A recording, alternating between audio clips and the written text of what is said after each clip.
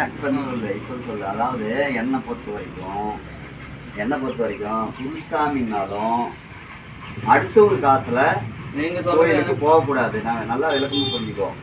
ஐயனுடைய தரிசனம் நாம வாங்கணும் அப்படின்னு சொன்னா ஐயன்கிட்ட நம்ம ஒரு ஆசை என்னது அது 100 ரூபாயா இருந்தாலும் நம்மளுடைய உழைப்பு கடன் வாங்கிட்டு வந்து கட்டிக்கலாம்.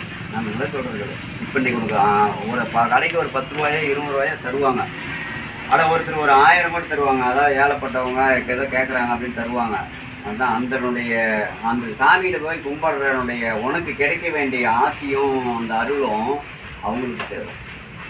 நான் உனக்கு 10 ரூபா கொடுக்குறேன்னா எனக்கு தான் சேரும். நீ கும்பிட்றது, நீ கோயிலுக்கு போகிறது, நீ இதுக்கப்புறம் இந்த அளவுக்கு வராமல் இருக்கணும், நீ இன்னும் நல்லா வாழணும் அப்படின்னா நீ உன்னுடைய உழைப்பில் அந்த கோயிலுக்கு போய் சாமி கும்பிடணும்.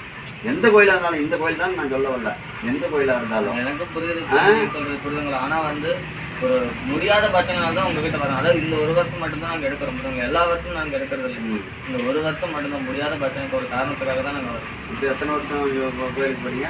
இப்போ எனக்கு இது 2வது வருஷம் சாமி. 2வது வருஷம். போன வருஷம் கண்டிச்சாமி கண்டி பூஜை வச்சேன். போன வருஷத்துக்கு முன்னாடி வருஷம் கண்டி பூஜை வச்சேன். இந்த வருஷம் நீ கண்டி பூஜை வைக்கணுங்கிற அவசியம் இல்லையா? எங்கள் கூட சேர்ந்துருக்குறாங்க சாமி. அவங்க கூட அப்படியே எடுத்துக்கிட்டு போகலாம் அப்படின்ட்டு 4 சாமி வந்துருக்குறோம். ஜகண்டாபுரத்தில் 2 பேர், காரமங்கத்தில் ஒருத்தர் இருக்காரு. அப்படியே இடையில இருக்கிற கடவுளில் நம்ம கொடுக்கலாம் அப்படின்னு எல்லாரும் சேர்ந்து ஒரு கண்டி பூஜை வைக்கணும். அதுதான் நான் ஒரு கண்டி சாமி. அதை புரிஞ்சுக்கோங்க. இப்போ தெரியாமல் நீங்கள் வந்திருக்கலாம். இப்போ நான் தரேன், காணிக்க தரேன். ஆனால் இதுக்கு மேலே இது மாதிரி பண்ணாதீங்க.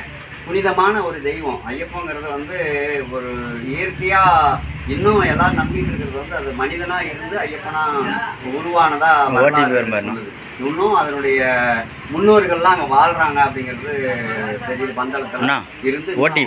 பந்தளத்துல இருந்து இன்னும் அவங்களுக்கு தேவையானதெல்லாம் வந்துகிட்டு இருக்குது. அந்த ஐயப்பனுக்கு உண்டானது ஒரு மனித ரூபத்தில் இருந்து ஐயப்பனா மாறினதா ஐதீகம் சொல்கிறேன். எந்த கடவுளுக்கும் அந்த அளவுக்கு ஒரு ஐதீகம் கிடையாது. அப்படியாப்பட்ட ஒரு தெய்வத்தினுடைய புனிதமான தெய்வத்தினுடைய பேரை நாம கெடுக்க வேண்டாம்.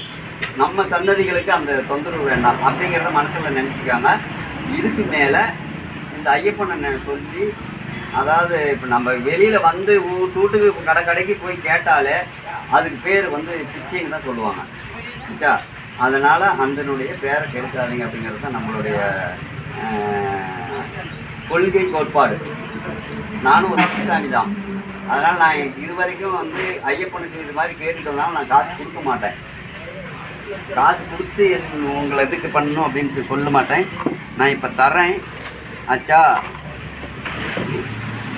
நீங்கள் அந்த மாதிரி பண்ணாதீங்க. சந்தோஷமா அது மாதிரி உங்கள் சாமிங்கிட்ட சொல்லுங்கள். இது நம்ம வாழ்வாதாரம், நம்ம குடும்பம் நல்லா இருக்கணும், நாம் நல்லா இருக்கணும் தான் கோயிலுக்கு போகிறோம். நம்மளுடைய உழைப்பில் போகணும் அப்படின்றது தான் என்னுடைய வேண்டுகோள். இப்போ இது நான் சேனலில் போடுவேன், யூடியூப்பில் போடுவேன். எல்லாரும் சாமிங்க இதை பாருங்கள். ஐயப்பனுக்காக நான் கன்னி பூஜை பண்ணுறேன் அப்படின்னு வந்தாங்களா அவங்களுக்கு எடுத்து சொல்லுங்கள். சண்டைக்கெல்லாம் போகாதீங்க, எடுத்து சொல்லுங்கள். சாமிங்க மாலை போட்ட சாமிங்க எடுத்து சொல்லுங்கள், புரிய வைங்க. யாரும் ஐயப்பனுக்குன்னு கன்னி பூஜைக்குன்னு ஊடாக பிச்சை எடுக்கிற மாதிரி வரக்கூடாது. அதை நம்ம எல்லோரும் நினச்சா கண்டிப்பாக செய்யலாம். நீங்கள் உங்களை மாதிரி இருக்கிறவங்கள நீங்களே 4 பேருக்கு சொல்லலாம். இது நான் செஞ்சேன், இந்த மாதிரி ஒரு சாமி இது மாதிரி சொல்லிச்சு, இது நான் புரிஞ்சுக்கிட்டேன், இதுக்கு மேலே யாரும் செய்யாதீங்க, நம்மளுடைய உழைப்பில் செய்யலாம். கஷ்டப்படலாம்.